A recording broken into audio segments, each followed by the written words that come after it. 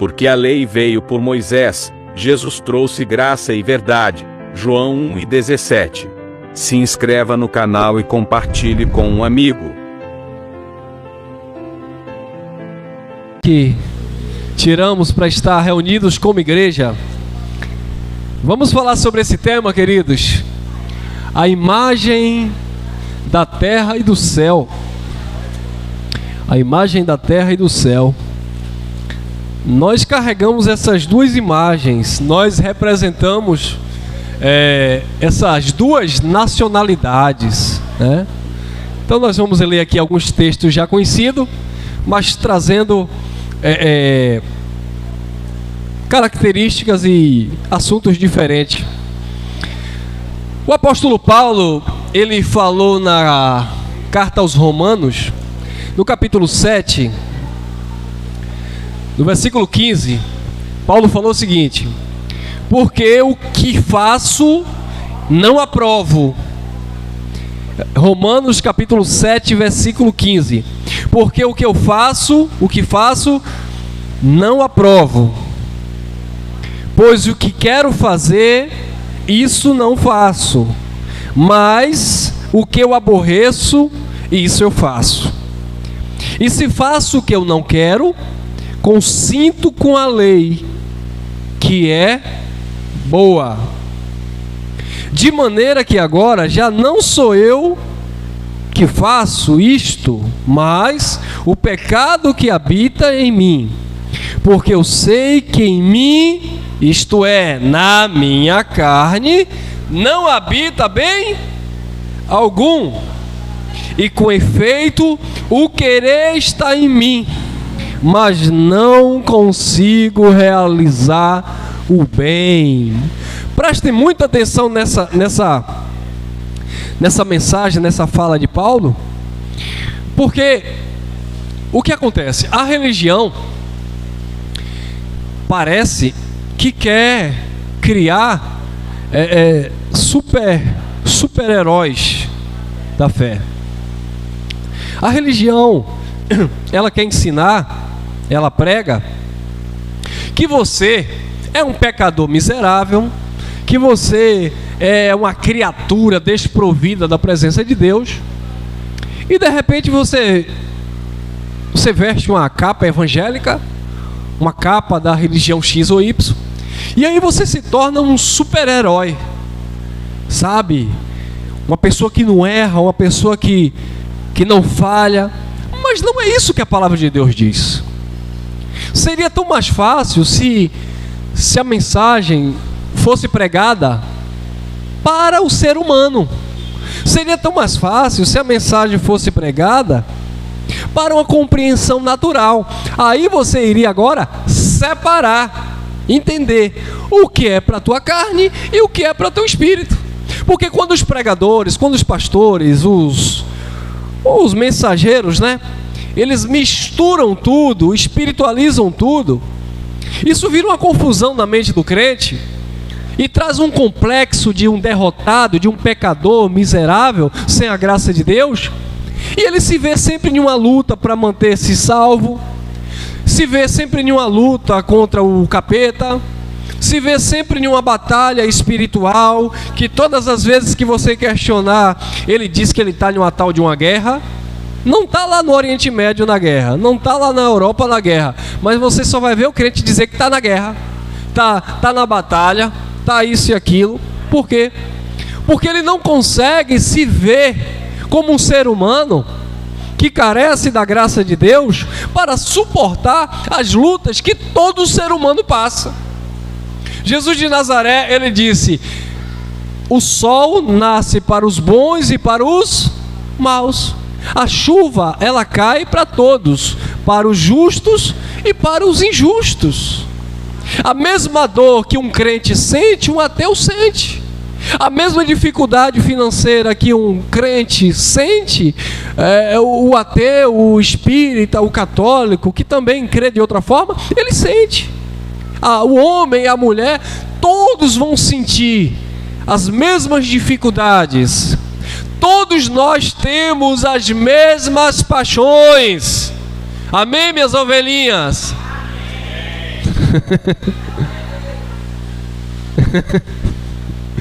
Brincadeira, vamos sair daqui, não sei. Então todos nós passamos pelas mesmas lutas, e Deus sabe disso.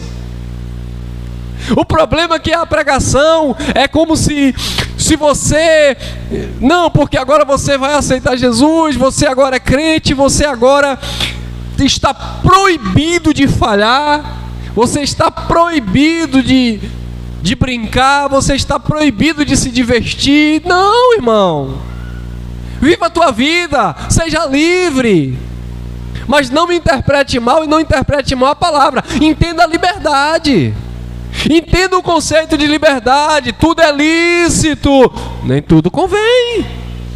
Tudo é lícito com limite, mas você é livre para a liberdade. Cristo te chamou. Então não se sinta preso nem em pecado, nem em condenação, nem em sistema, nada. Você é livre. Agora saiba usar aquilo que você chama de liberdade, que não seja livre de suas responsabilidades.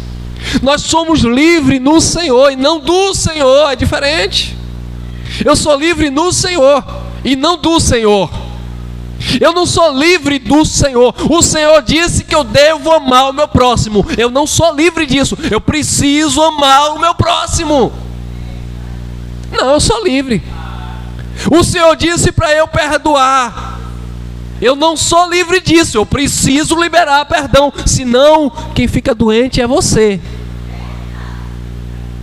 O Senhor disse para você não invejar. Tem um provérbio que diz assim: a inveja apodrece os ossos. Aí o que tem de crente está repreendido. Aquela pessoa que fica me invejando, aquela pessoa que fica olhando para mim, que fica olhando para minhas coisas, aquele invejoso, está repreendido, Satanás.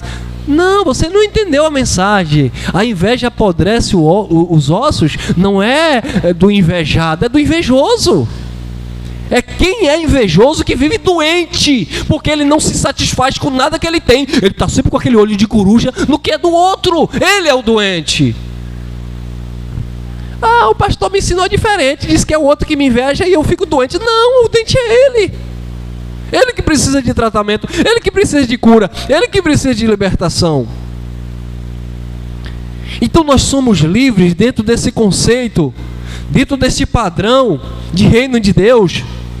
Ele nos chamou para a liberdade. Paulo disse lá em Gálatas capítulo 5, Paulo disse: permaneceis pois firmes na liberdade com que Cristo vos libertou. Mas ele também corrige, né? Sempre tem a parte B, né, irmão? É fácil ler só a parte A. Permaneceis pois firmes na liberdade com que ele te libertou, mas não useis da liberdade. Não volte a colocar de novo debaixo de um jugo de servidão, de escravidão. Não, irmão. Eu vou permanecer na liberdade com que Cristo me libertou. Eu não vou me colocar de novo debaixo de um jugo de servidão. Aí o problema nosso é esse: levar sempre para o lado do sistema religioso. O pastor não manda mais em mim, eu não preciso mais disso e daquilo porque Deus vive em mim. Mas não é disso que Deus está falando. No contexto, Paulo estava se referindo à lei, para as pessoas permanecerem firmes e não voltar para o jugo da lei. Mas aí Paulo começa a desenrolar o manto, como diz os crentes, né? Paulo começa a falar, porque o capítulo 5 continua. Aí quando Paulo chega lá no versículo 16, Paulo começa a dizer: olha, há uma luta constante, a carne contra o espírito. Esses se opõem um ao outro, para que não façais o que queres. Porque tem outra vontade que guerreia em você. Tem uma vontade que é do céu, tem uma vontade que é da terra, irmão. Aí Paulo continua falando sobre essa batalha, que aí sim, esta é a batalha espiritual que nós enfrentamos. Não é um capeta, não é um ser espiritual. São esses sentimentos que guerreiam dentro do nosso coração, da nossa mente. São essas vontades que muitas vezes tem coisa que você não quer fazer, você acaba fazendo. Aí tem coisa que você quer fazer porque é do céu, é de Deus, como diz o ditado. É de Deus, irmão. É de Deus, irmã. Esse projeto é de Deus, aí você quer fazer, aí você não faz. Aí tem coisa que você não quer fazer porque você tem consciência que não tem aprovação de Deus. Irmão, mas eu sou livre para fazer, então faça. Porque tudo é lícito, mas nem tudo convém. Todas as coisas me são lícitas, permissíveis, mas nem todas as coisas me edificam. Todas as coisas me são lícitas, permissíveis, mas eu não me deixarei dominar por nenhuma delas, porque se eu deixo essas coisas me dominar, eu perdi aquele sentimento de liberdade que Cristo me deu. Você é livre, mas agora tem alguma coisa que te domina. Você é livre, mas tem um sentimento ruim no teu coração que te traz mágoa, rancor, e você não libera perdão. Você diz que é livre, mas você sempre tem alguma coisa, sempre tem algo. Por quê? Porque você tem duas imagens, você tem duas naturezas, uma da terra e uma do céu. Você está no centro, no bom sentido. Você está entre o bem e o mal. Você está entre a carne e o espírito. Você está entre o céu e a terra. Você tem duas identidades. Nós temos dois DNA, um terreno e um celestial. Nós temos, sabe, dois espíritos. Como assim, irmão Elcio? Agora, não, calma, eu vou explicar. 1 Coríntios capítulo 2, no versículo 11, Paulo disse o seguinte: qual do homem sabe as coisas do homem, senão pelo espírito do homem que nele está? Aí Paulo continua falando no 12, nos versículos, no texto posterior. Mas nós sabemos as coisas de Deus pelo Espírito de Deus, que nos foi outorgado gratuitamente. Então nós temos esse espírito, que é esse espírito humano, que é este conhecimento humano, e nós temos o espírito do Pai em nós, que nos direciona a verdade. Aí eu pego esse espírito humano, que é esse entendimento natural do irmão Elcio, e eu pego esse espírito humano, esse entendimento do Elcio, e eu alinho agora ao espírito do Pai. E o que é que acontece? Uma fusão. É assim que chama, uma fusão, né? Essa fusão se chama, disse Paulo, aquele que se uniu ao Senhor se tornou um só espírito no Senhor. Não é mais o meu espírito, a vontade de Elcio que prevalece. Agora é a vontade de Deus, é o Espírito de Deus em mim, porque nos tornamos um só. O meu pensamento, do meu espírito, da minha limitação, da minha vida, precisa estar alinhada com o pensamento do Espírito Santo de Deus. Quando o irmão Elcio, com seu espírito humano, tiver vontade de fazer alguma coisa, eu preciso alinhar com o Espírito do Eterno, para colocar na balança, para ver o que é que eu devo fazer. Porque se eu fizer a minha vontade, a vontade do meu espírito, da minha natureza, dos meus sentimentos, não vai prestar. Mas se esse espírito está alinhado à vontade de Deus, eu vou manifestar o céu na terra. Amém? E aí Paulo disse: pois o bem que eu quero fazer, eu não faço, e o mal que eu não quero fazer, eu acabo fazendo, mas não sou eu que faço. Aí ele disse: é a minha natureza, é a minha carne. É a minha carne que não se converte. Então, irmão, Paulo estava dizendo aí que ele era um pecador? Não, irmão, Paulo estava falando de uma natureza que precisava de tratamento. Porque quando Paulo falava isso, obviamente nós já entendemos que Paulo estava pregando a graça. Então é inconcebível pensar que Paulo estava andando dessa forma. Não, Paulo estava falando de toda uma estrutura humana que ele tinha. O que era que ele fazia antes? Paulo consentiu na morte de Estevão. Paulo poderia impedir a morte de Estevão. Paulo pregava crente, levava preso crianças e mulheres.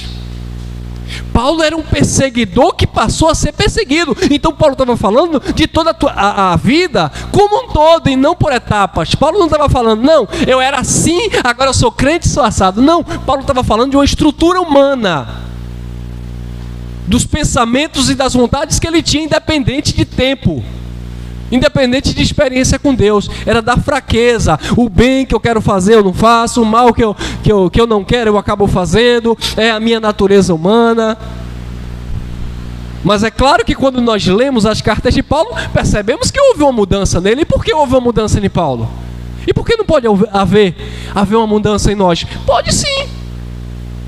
Por que houve uma mudança em Paulo? Porque ele entendeu que ele precisava fazer morrer a sua natureza e viver a natureza. Ele precisava sair da terra e viver o céu na terra. Por isso que ele diz em Colossenses 3, se fostes ressuscitado com Cristo, buscai as coisas que são de cima. Pensai nas coisas que são dos céus, de cima, e não nas coisas que são da... Porque vocês morreram com Cristo para as coisas da terra. Aí a mente dele agora tinha que estar sempre cativa, presa. Que a tua mente esteja presa, cativa ao trono da graça de Deus. Viu aí? Ele sabia das duas naturezas, ele sabia das duas identidades que ele tinha, ele sabia das suas fragilidades, reconhecia, mas todavia ele se posicionava, ele escolhia, ele decidia: eu quero viver assim. Então, irmão, nós não temos justificativas, nós não temos desculpa para dizer: ah, mas eu não sabia. Nós sabemos, mas falhamos, sim, mas temos que reconhecer, lavar as roupas sujas e seguir a vida, sem estatizar, sem parar. Lembrei de uma música lá no sistema: sem cessar, sem parar, sem vacilar, sem chorar. Era uma festa, Vera Lina gosta. Ô irmão, tu falou e não entrou na mensagem. Mas rapidinho aqui, ó. Vai lá, vamos lá. 1 Coríntios capítulo 15, versículo 47. O primeiro homem sendo da terra é o quê?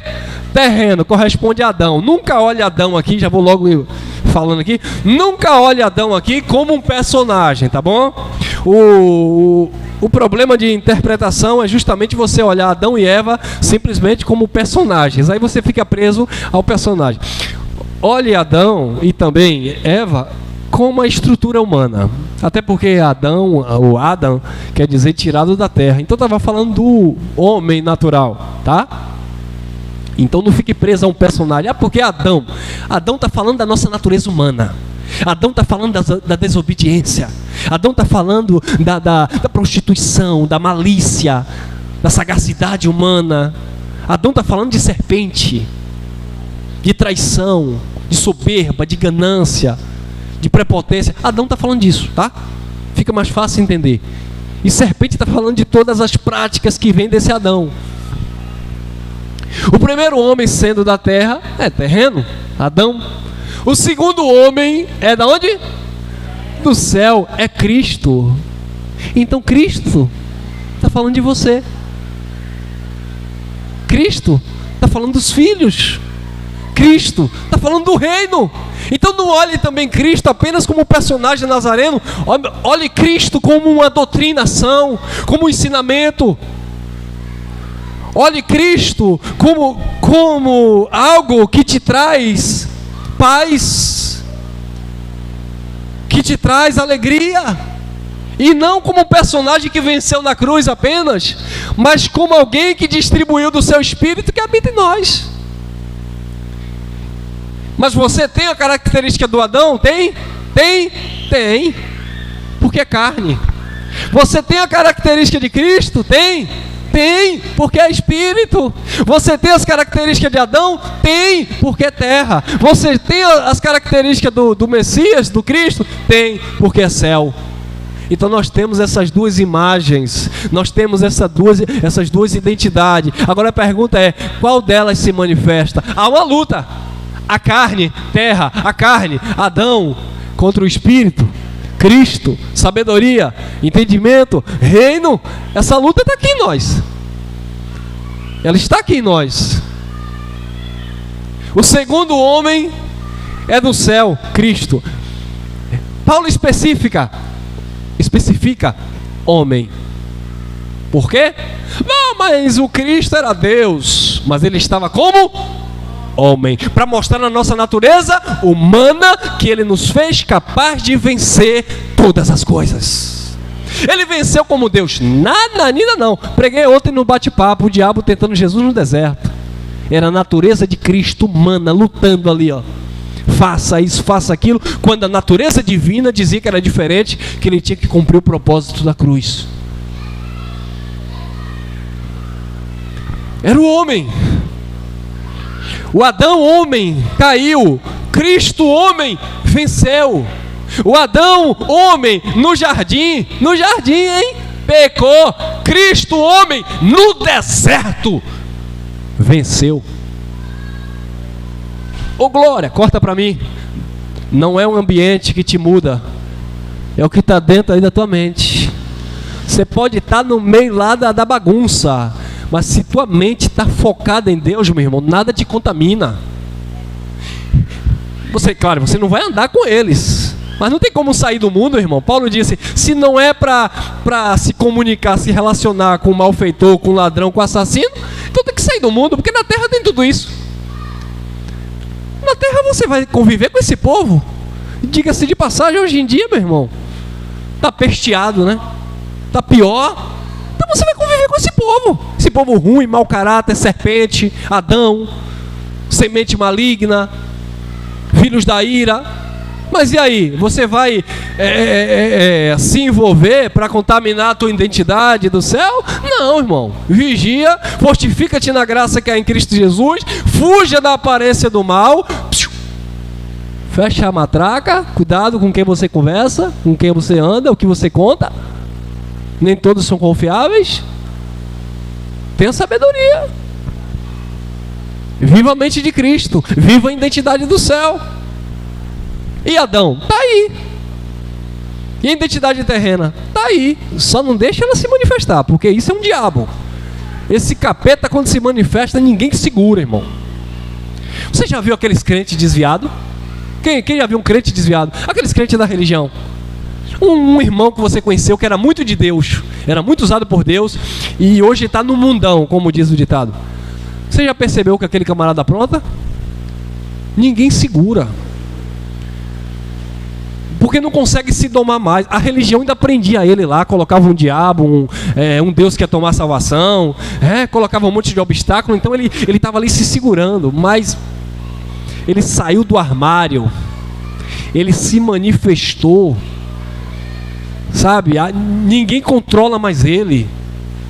É complicado, irmão.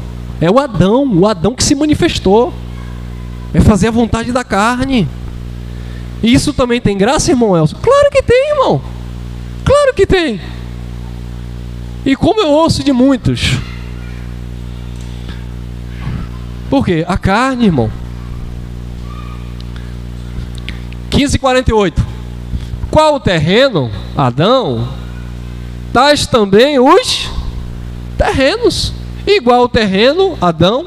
Tais também o terreno. Quando você se inclina para essa obra carnal, quando você se inclina e vive essa natureza do terreno, essa imagem do terreno.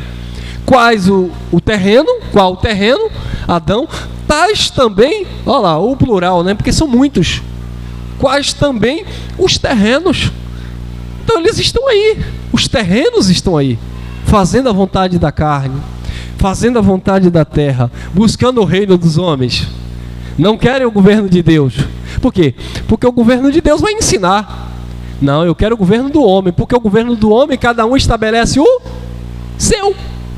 O governo do homem é isso. Ah, não gostei desse, eu vou tirar esse e coloco o outro. Ah, esse aqui também foi ruim, eu quero o outro, eu vou nesse aqui. Ah, esse aqui eu também não gostei, eu vou fazer assim. Ah, esse aqui eu não gosto, minha esposa não gosta, eu quero assim. Ah, minha esposa gosta assim, mas é o reino dela, é o governo dela. Eu não quero estar debaixo do governo dela, eu vou fazer o meu governo. Então cada um estabelece o seu governo. É por isso que as pessoas não querem se sujeitar ao governo de Deus. Querem o governo de Adão, porque o governo de Adão é a porta larga. O governo de Adão é eu faço o que eu quero. E você não manda em mim.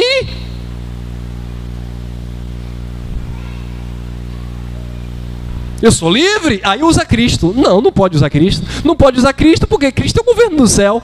O governo do céu tem todo um contexto. Sou livre nele, não dele. Sou livre para não pecar, não livre para viver pecando. Ah, irmão, mas na graça tem pecado? Claro que tem, irmão. Não tem condenação do pecado da lei. Mas na graça tem erro, o pecado é o alvo. Mas aí tem condenação espiritual. É o que eu falei aqui no meio da mensagem. O problema é isso, é espiritualizar tudo. Não é condenação espiritual, porque condenação espiritual não há sobre a tua vida. Não há condenação para quem está em Cristo Jesus. Mas Jesus não disse que não há colheita. Não há condenação, mas a colheita há. Plantou, colheu.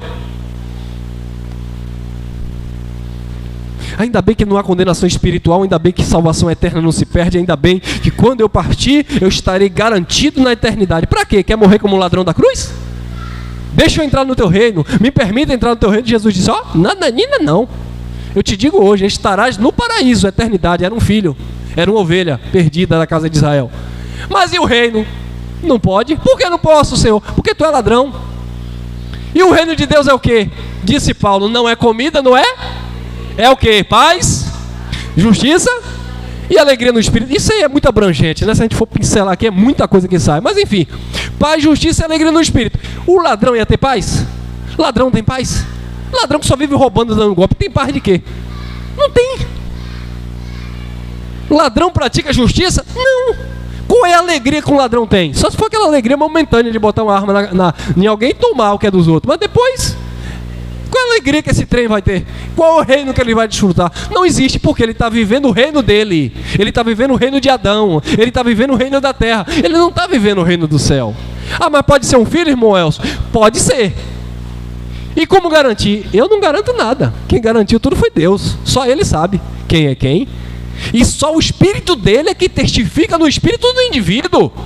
Romanos capítulo 8, versículo 16. Porque o mesmo Espírito testifica no nosso Espírito que somos filhos. Então, se o Espírito de Deus testifica no Espírito dele que ele é filho, mas ele é ladrão, mas ele é isso, mas ele é aquilo, é um problema dele com Deus, vai plantar e vai colher, ó. Mas se o Espírito testifica que é filho, quem sou eu para dizer que ele não é, porque ele não está aqui reunido em graça? Entendeu? São todos? Não.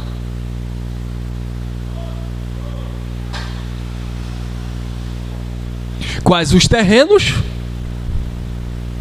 Tais também, qual o terreno? Tais também os terrenos. Qual o celestial, Cristo? Tais também os celestiais. Então, nós temos essas duas imagens, nós carregamos essas duas naturezas, né?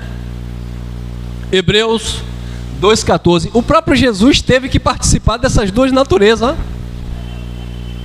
O próprio Jesus teve que participar dessas duas naturezas. A parte A. Visto como os filhos participam de carne e sangue, ele também participou das mesmas coisas. Então a primeira coisa que a gente identifica aqui é que filho não é carne. Filho não é essa imagem física que temos, tá? Filho aí é filho de papai e de mamãe, natureza terrena.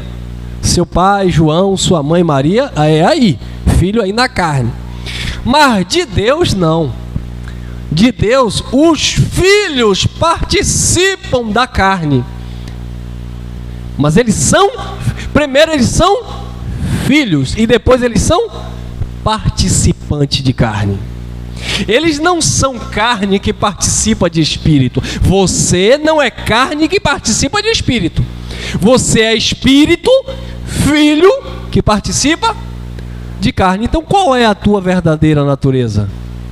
Qual é a tua verdadeira identidade? Qual é a tua verdadeira imagem? Qual é o teu verdadeiro DNA? Céu, espírito. Não carne. Carne participamos. Convivemos. Mas não existimos. A nossa existência é anterior à carne. Visto como os filhos... E Jó disse isso lindamente. Eu gosto muito daquele texto de Jó. Se eu não me engano, Jó 10, do 8 ao 10. Eu acho que é isso mesmo. Jó 10, do 8 ao 10. Quando Jó declara que de pele e de carne me vestistes, ossos e nervos me tecestes, né? E ele diz: o teu cuidado guardou meu espírito. Então Jó declara que ele era um espírito que foi trabalhado, né? Que foi participante de carne e sangue, foi revestido de carne e sangue. Então nós somos espíritos, filhos, revestidos de carne e sangue, e possuímos essa alma, que são esses sentimentos, que traduzido é conhecimento. Ele também, Jesus, participou das mesmas coisas, desta natureza, e nós falávamos ontem no nosso bate-papo. Jesus lá no deserto, com essa natureza humana, sendo tentado na sua natureza humana. Por que ele foi tentado na natureza humana? Porque quem levou ele lá para ser tentado foi Deus, foi o Espírito. Mas Tiago diz que Deus não tenta a ninguém. Então não foi Deus que tentou Jesus? Deus expôs Jesus para ser tentado, mas Deus não tentou Jesus. O Espírito não tentou Jesus. O Espírito conduziu Jesus para ser tentado. Não foi Deus que tentou Jesus. Foi a sua própria humanidade. E a natureza divina de Jesus, porque Jesus também era Deus em espírito. E a natureza divina de Jesus, Elcio, foi tentada? Não. Porque Tiago também disse que Deus não tenta ninguém e o mal não pode lhe tentar. O mal não pode tentar Deus. Deus não é tentado pelo mal e a ninguém tenta. Tiago, capítulo 1, versículo 13 ao 15. Aí ele vai dizer o que é tentação. São as paixões da nossa carne que cedemos. E o pecado sendo consumado gera a morte. Então nós somos participantes dessas duas naturezas, carne. Jesus também participou das mesmas coisas. Aqui mesmo em Hebreus capítulo 12, no versículo 18, ele vai dizer que assim como em tudo ele foi tentado, assim como em tudo ele padeceu, ele pode socorrer, livrar aqueles que também são tentados. 1 Coríntios capítulo 10, versículo 12 e 13, Paulo disse: ora, aquele que pensa estar de pé, aquele que pensa que é crente, que está firme, tome cuidado para que não caia. Por que, Paulo? 13. Não veio pecado sobre vós, não veio tentação sobre vós, senão humana. Mas com a tentação, estejais atento, porque Deus também dará o escape. A tentação veio, eu estou perdido. Não. Fique ligado, tem escape de Deus, tem socorro de Deus, tem saída. Não tem jeito, eu vou fazer. Não vá não, irmão. Tem saída sim. Deus já preparou a porta, Deus já preparou o escape. Pedro estava preso lá, a igreja orava, as portas se abriram. Paulo estava preso lá, orou com Silas e clamou, os portões se abriram. Deus sempre tem uma porta aberta para você. Agora, se não estiver atento, não vê a porta, não vê não vê as bênçãos de Deus, que enriquece e não acrescenta dores. Mas para ver essas bênçãos, para ver essas portas, precisamos estar com a nossa mente ativada, com os nossos olhos espirituais abertos, né? Não nesse sentido religioso, como eles dizem, lutando contra o capeta, mas aberto nesse sentido de entendimento. 1 Coríntios 15, 49. E assim, como trouxemos a imagem do terreno, traremos também a imagem do celestial. Assim como nós trouxemos a imagem de Adão, do terreno, nós também traremos a imagem do celestial. Agora, vocês sabem disso, né? É mais fácil trazer que imagem? Do primeiro ou do segundo? Do primeiro. É mais fácil trazer a imagem de Adão ou de Cristo? De Adão. Sabe por quê? Porque para trazer a imagem de Adão, você não se esforça. Porque ela já está aí impregnada. É um gatilho. Agora, para trazer a imagem do celestial, requer sacrifício. Sacrifício, irmão Elcio? Irmão. Mas, irmão Elcio, tem sacrifício em graça, irmão? Tem, irmão. Irmão, como assim? Tem, irmão. O sacrifício que não agrada a Deus é pelo pecado. Era o sacrifício da lei. Eu vou sacrificar para Deus me salvar. Eu vou sacrificar para Deus me abençoar. Eu vou sacrificar na campanha para Deus me dar de volta. Não, esse sacrifício não tem nada a ver com Deus. Mas para viver a manifestação, a imagem do celestial, tem que haver um sacrifício da nossa parte. Sacrifício de renúncia, irmão. Não é de renúncia da lei, porque nós não estamos na lei. É de renúncia do meu eu. é de renúncia dos meus demônios, das minhas vontades, dessa carne velha que não se converte. Isso requer um sacrifício. Quem falou isso? Paulo. Está lá, Romanos capítulo 12, olha aí. Rogo-vos, pois, irmãos, pela compaixão de Deus, que apresentei os vossos corpos como um sacrifício vivo, santo e agradável a Deus. Este sim é o vosso culto racional. E não vos conformeis com este mundo, com esse sistema, com esses moldes, mas sejais transformado pela renovação da vossa mente, para então você experimentar a boa, perfeita e agradável vontade de Deus. Tem sacrifício em graça. Paulo falava de sacrifício lá nos Filipenses, lá no capítulo 4, nos versículos 11 em diante. Paulo falou de um sacrifício que agradava a Deus, que Deus recebia como cheiro suave dos irmãos que auxiliavam no ministério de Paulo. Paulo agradece lá dizendo: obrigado aos filipenses, porque eu recebi da mão de Epafrodito o que vocês enviaram para mim. Deus se agrada desse sacrifício. E Paulo elogia aquele povo que era solícito, né? Aquele povo que, enfim, que abraçava ali a causa do ministério de Paulo. Aí no versículo 19 do capítulo 4 de Filipenses, aí Paulo faz uma profecia, uma confissão de fé. Paulo diz assim: o meu Deus, segundo as suas riquezas e glória, suprirá cada uma das vossas necessidades em glória por Cristo. Aí o pastor vem hoje e diz assim: ora igreja, o meu Deus, a igreja, o meu Deus, aí repete isso. Só que tem um contexto, irmão. Paulo estava falando para um povo que era generoso, para um povo que abraçava ali a causa dele, para um povo que... E aí ele libera aquela palavra, que isso aí era uma coisa para aquele povo, especificamente para aquele povo. Não é como esse povo vive aí fazendo barganha com Deus, não, e recebendo a chave da vitória. Eu estava lembrando de um personagem que tem aí, né? Que veio aqui na Bahia e deu umas pulseirinhas aí. Nada quebrado, nada faltando, tudo no lugar, né? Aí eu estava com uma pessoa com essa pulseira. E aí essa pessoa com essa pulseira começou a me relatar os problemas da vida. Aí eu lembrei, aí eu olhei para a pulseira, aí eu cá comigo, tudo quebrado, tudo faltando. E tudo fora do lugar, realmente. E tudo fora mesmo, porque o relato... Eu falei, e aí? Eu pensei, né? E a pulseira? Nada quebrado, nada... Porque é coisa de homem. É coisa de religião. E assim como trouxemos a imagem do terreno, traremos também a imagem do celestial.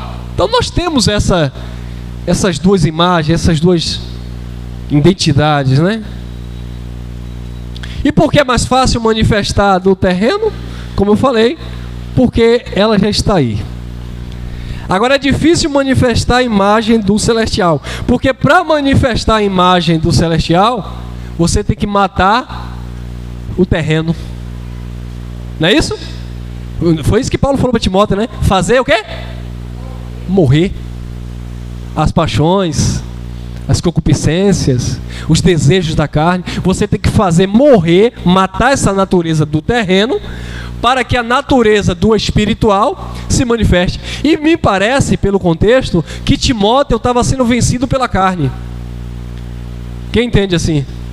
Porque você vai ver em vários relatos de Paulo chamando a atenção de Timóteo para matar essa natureza do terreno e vivificar a natureza do celestial. Paulo chama Timóteo e diz assim, Timóteo, o exercício físico, o exercício corporal, para pouco aproveita, mas a piedade, que é a devoção a Deus, para tudo é proveitosa, tanto nessa vida como na vida vindoura. Aí Paulo continua chamando a atenção: Timóteo, faça morrer em ti as paixões da carne. Paulo continua chamando a atenção, 2 Timóteo 2:1. Timóteo, meu filho na fé, fortifica-te na graça que é em Cristo Jesus. Olha que coisa. Paulo continua chamando a atenção de Timóteo. Timóteo, meu filho, siga o exemplo de fé na tua casa, da tua mãe Eunice e da tua avó Evódia.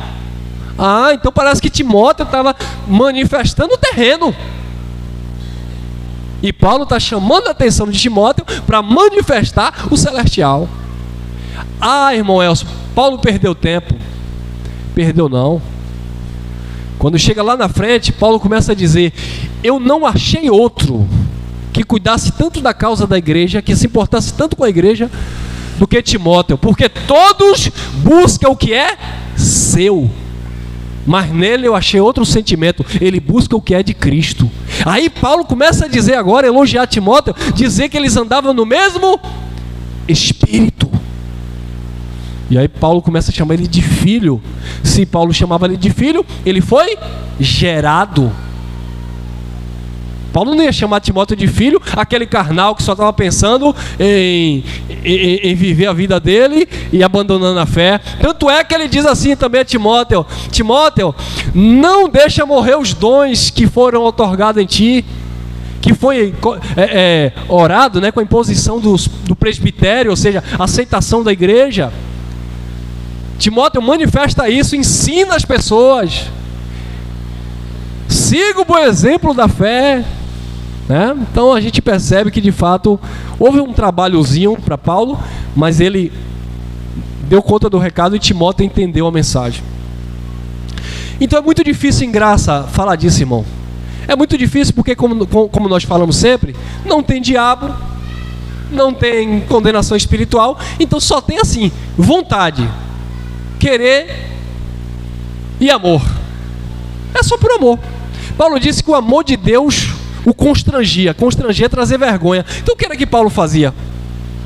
Paulo pensava em quem ele era, Paulo pensava no que ele fazia, e ele olhava para o amor de Deus. Quando ele olhava para o amor de Deus, ele se envergonhava. Ele dizia: eu não sou digno. Eu persegui a igreja, eu consenti na morte de Estevão, eu recebi a carta dos sacerdotes, eu aprontava, eu me vangloriava na carne, circuncidado ao 8º dia, da linhagem da tribo de Benjamim, hebreu de hebreu, segundo a lei fariseu. O camarada, ele arrotava, ele era carne pura, irmão. Paulo, anteriormente, né, conhecido como Saulo, ele era carne pura. E pegava lá a tropa, e saía perseguindo os cristãos, cheio de fariseu, zeloso do farisaísmo. Só que ele era um eleito e Deus não queria ele naquela pompa. Deus queria literalmente derrubar ele. Deus queria humilhar Paulo nesse sentido, não de humilhar, né? Deus queria que Paulo se humilhasse, porque aqueles que se humilham, Deus, não é Deus que humilha. Deus não vai humilhar ninguém para depois exaltar. É aqueles que reconhecem que precisa ser humilde e se humilha, aí Deus o exalta. Deus resiste, disse Tiago, Deus resiste aos soberbos, mas dá graça aos humildes. Tiago 4,6. Tiago 4,7. Resistivos, sujeitai-vos, pois, a Deus, a imagem do celestial, resistivos ao diabo, a imagem do terreno, e Deus te exaltará. Aí é difícil, né, irmão? É uma luta de fato, a carne contra o espírito, mas nós conseguimos, nós vencemos sim. Gênesis capítulo 1, versículo 1, 26, parte A. Disse Deus: façamos o homem nossa imagem e semelhança. Deus é um ser físico? Deus tem uma aparência física? Alguém viu Deus? Não. Moisés falou com Deus na sarça. Diz que ele tentou ver e aí ele viu um vulto nas pedras lá, mas foi uma imagem gloriosa, não foi um ser humano correndo e se escondendo atrás das pedras, né? Ele não podia suportar a glória de Deus. Paulo fala que ele foi arrebatado, né, ao terceiro céu, mas nós já explicamos ali que não foi tirado da terra e levado para o céu. Ali foi a consciência de Paulo, tá? Assim como João na ilha de Pátimo, conscientemente ele foi arrebatado em espírito E ele não viu, eles, né? Paulo no terceiro céu e João na ilha de Patmos não viram Deus. João viu o anjo, que era a manifestação de Deus na terra, e Paulo disse que ouviu de Deus, mas ele não viu Deus. Só teve um que viu Deus. Quem? E Cristo. E ele disse: ninguém viu o Pai a não ser aquele que veio do Pai. Só ele. Só ele conseguia transitar nesses dois mundos, por assim dizer, nesses dois ambientes. Tanto é que na transfiguração ele está como ser humano com Pedro e Tiago e João, ao mesmo tempo que ele se transfigura e já está com o espírito do eterno, vendo o Moisés e o Elias já glorificado. Mas era Moisés e Elias o personagem? Não. Pedro e Tiago viram a manifestação de Moisés e Elias porque era para dar testemunho, mas ali não era Moisés e Elias, né? Ali na verdade representava a lei e os profetas, que Jesus estava no cumprimento, tá bom? E aí Pedro disse: olha, como é bom estarmos aqui, né? Com Cristo, com Moisés e com Elias. Elias, o maior representante dos profetas, Moisés, o representante da lei, e o Senhor Jesus, representante do reino de Deus. Aí Pedro disse: Senhor, vamos construir 3 igrejas evangélicas? Vamos fazer uma para Jesus, vamos fazer uma igreja evangélica para Pedrinho, ou para Elias, e outra igreja evangélica para Moisés. Vamos construir, foi isso que Pedro falou, vamos construir 3 cabanas? Quando ele falou isso, a voz bradou do céu: esse é meu filho amado. A mesma voz que bradou lá no batismo de João Batista com Cristo. A mesma voz que testificou no batismo de João Batista, no batismo de Jesus com João Batista: este é meu filho amado, em quem tenho prazer. Essa mesma voz bradou no monte da transfiguração: este é meu filho amado, não é quem tem o prazer. A voz dizia: a ele ouvi.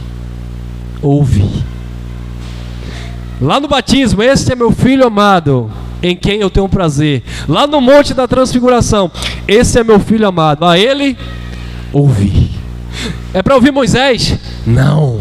É para ouvir Elias? Não. Vamos construir uma cabana para Elias? Não. Vamos falar de Elias? Não. Vamos falar de Moisés da lei? Ou viver Moisés, viver a lei? Não. É para ouvir quem? Ele. É para ouvir quem? Ele.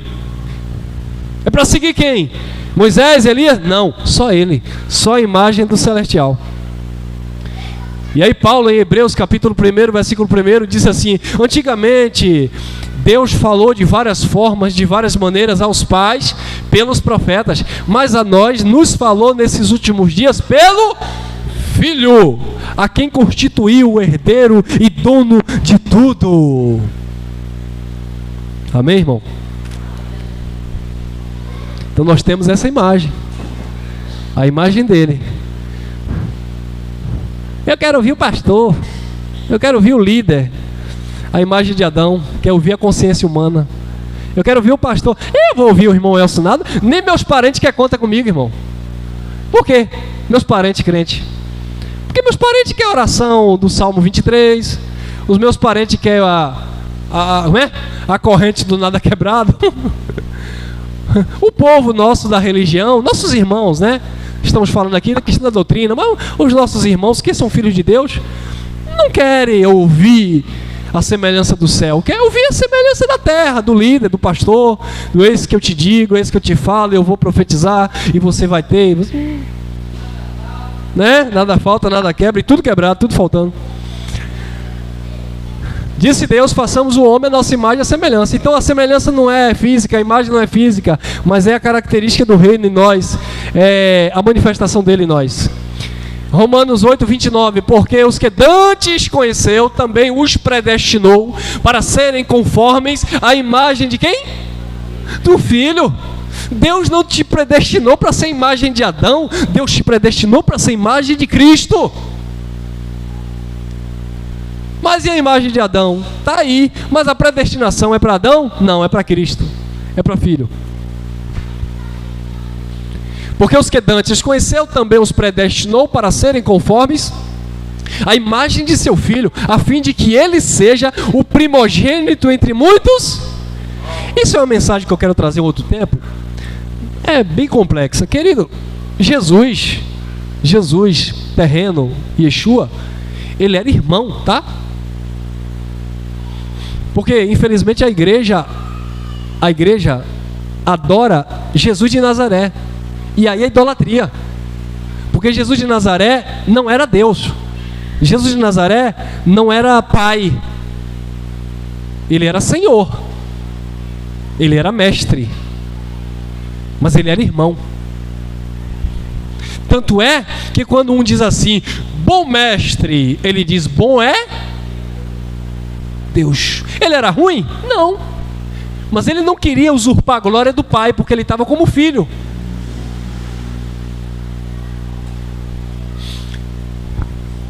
Você não vai ver os apóstolos prostrados adorando Jesus.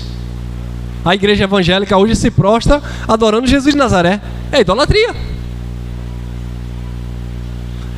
Nós não adoramos Jesus de Nazaré. Ô irmão, mas a gente estava cantando louvor aqui, Senhor, eu te adoro. Quando nós falamos eu te adoro Cristo, eu te adoro Senhor, a nossa referência aqui não está no Nazareno. A nossa referência está no ressuscitado, que é o Deus bendito eternamente. A gente não está adorando a carne de Jesus de Nazaré. Eu não adoro Jesus de Nazaré. Ele era irmão dos hebreus. O que nós adoramos era o Espírito do Pai que estava nele, porque só há um Deus. E na lei já dizia, adorarás o Senhor teu, e só a ele servirás. O próprio Jesus disse isso. Então a igreja evangélica que adora Jesus de Nazaré, ou outras igrejas, outras religiões, estão praticando idolatria. E além de adorar Jesus de Nazaré, ainda adora também o Espírito como se fosse uma terceira pessoa da Trindade. Não, irmão. Nós adoramos o Deus bendito eternamente, que é o Espírito, que é Espírito, porque Deus é Espírito, disse Jesus. Reconhecendo esse Deus no primogênito dentre os irmãos, que foi Jesus. Ou seja, na imagem do homem que manifestou Deus, o Deus Emanuel, o Deus conosco, era Jesus de Nazaré, tá bom? Então, só para clarear, quando vocês tiverem alguma dúvida, nós não adoramos Jesus porque Jesus era filho. Ele não recebia adoração de ninguém. Ele levava os discípulos a adorar o Pai. Ele levava os discípulos a orar ao Pai e não para ele. Ninguém orava para Jesus. Jesus ensinava eles a orarem para o Pai. Amém? 2 Coríntios 3,18 nós encerramos. Diz assim: mas todos nós, com cara descobertas, e essa cara descoberta significa, dentro do contexto, tá? Que está sem lei, tá bom? Dentro do contexto, cara descoberta é estar sem a lei de Moisés, porque ele vai declarar dentro do contexto que quando alguém se converte ao Senhor, no versículo 16, o véu foi tirado, né? Se não se converte, está com véu. Se tem véu, a cara está coberta. E se a cara está coberta, reflete Moisés lá no deserto que desceu com um pano, com véu no rosto. Não tem revelação.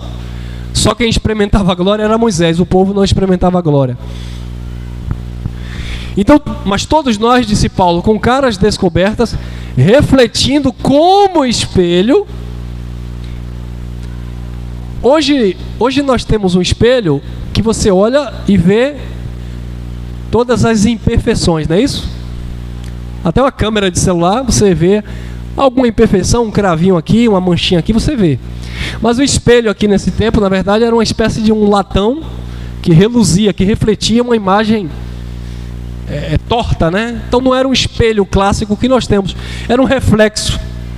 Então Paulo disse, todos nós com cara descobertas, refletindo como um espelho a glória do Senhor. Então aquele reflexo não era claro, não era objetivo, era só uma imagem distorcida, era apenas um reflexo. E Paulo vai dizer isso porque ele fala disso aqui, ó, de transformação. Se você se olha no espelho e se vê perfeitamente, então está tudo certo. Agora, se você olha e vê algo turvo, você vai ter que aperfeiçoar, transformar essa visão.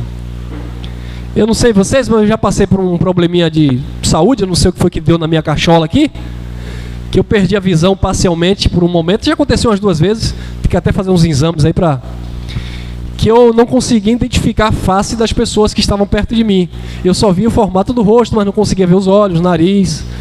E eu conversava com as pessoas, mas sentia um pouco de tontura e não via a face da pessoa. Então era basicamente isso que acontecia. Você vê aquela imagem, mas não consegue ter as definições em 4K, né? Então, para que isso acontecesse de forma definitiva, aí Paulo diz assim, olha, somos transformados, porque é uma transformação, é um processo gradativo, né? Somos transformados, olha lá, de glória em glória, na mesma imagem, como pelo Espírito do Senhor. Ou seja, o que é que Paulo estava declarando? É que a imagem aqui nesse contexto ainda não era clara, mas o Espírito estava transformando as pessoas. E hoje, graça, a imagem é clara. Você já entendeu a graça. Você já entendeu o Espírito. Você já compreendeu a mensagem. Mas muitas vezes algumas coisas em nossas vidas se tornam ainda embaçadas ou embaraçosas por um motivo. Por quê? Porque eu estou manifestando a imagem do terreno. Todas as vezes que eu consulto carne e sangue, essa imagem não é objetiva, ela não é clara. Mas todas as vezes que eu consulto o Espírito, eu consigo enxergar perfeitamente. Lembra de Jó? Antes eu ouvia falar, imagem embaçada. Eu precisava de alguém, mas hoje os meus olhos te veem. Hoje eu consigo te enxergar. Hoje eu não te conheço porque alguém falou do Senhor para mim. Hoje eu te conheço porque eu consigo enxergar. Eu passei por esse processo de transformação. Agora, não permita que a vaidade humana, não permita que as tuas paixões venham embaçar a tua vida novamente. Porque se embaçar novamente, disse Paulo aos Hebreus 6,4, não há mais lugar para arrependimento depois que você provou a palavra da verdade, os dons do Espírito, não há mais para onde correr. Não há mais lugar para se arrepender. Estávamos vivendo, como diz o ditado, no mundão, aceitamos Jesus, fomos para a igreja. A igreja, o sistema religioso nos enganou, a graça de Deus veio abrir os nossos olhos, e aqui estamos nós, perfeitos e abençoados, com todas as sortes de bênçãos. Se eu decair desta graça, eu vou para onde? Voltar para o sistema? Como cão, voltar para comer o vômito? Como porco, voltar para a lama? Porque é para onde vai aqueles que decaem da graça, porque não tem outro lugar para ir. É o que Pedro disse, para quem iremos? Pois só o Senhor tem palavra de vida eterna, amém? Então que estejamos sempre manifestando essa imagem celestial, esse caráter de Deus em nossas vidas, sem desprezar a parte humana e a imagem humana que você também tem, tá bom? É o equilíbrio, né, irmão? Temos que ter esse equilíbrio e, na medida do possível, sacrificar o nosso eu, batalhar por fé e lutar contra essa vontade que guerreia em nós de, como disse Paulo, eu encerro com a mesma palavra que eu comecei, o bem que eu quero fazer, muitas vezes eu não faço, e o mal que eu não quero fazer, às vezes eu acabo fazendo. Aí Paulo declara lá no finalzinho, miserável homem que sou, quem me livrará do corpo dessa morte? Aí ele lembra de Cristo, aquele que amou e deu vida, e ele declarou, agora vivo não mais eu, mas Cristo vive em mim. Amém? Graça e paz, abençoados.